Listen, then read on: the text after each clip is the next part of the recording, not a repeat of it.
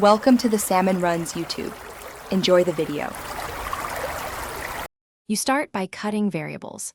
Unplug the mouse and visually inspect the cable and connector for frays or bent pins, because physical damage is the most common cause. Next, plug the mouse directly into a different USB port rather than a hub to rule out port faults.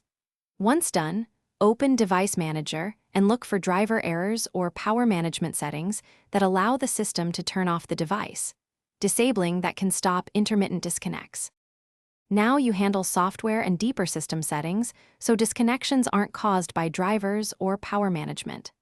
Update or reinstall the mouse driver and the USB HID controllers. This clears corrupted drivers. Make sure USB Selective Suspend is disabled in Power Options because that setting can cut power to the mouse. If you still see issues, test the same mouse on another computer to determine whether the problem is the device hardware or your system configuration. Finish with hardware remediation and a validation routine so you're sure the fix worked.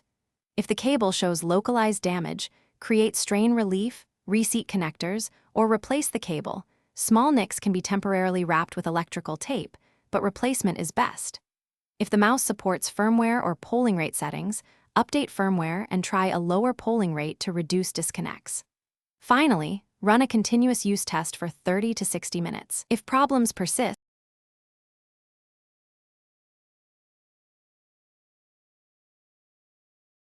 Thanks for watching. Consider subscribing if we helped you.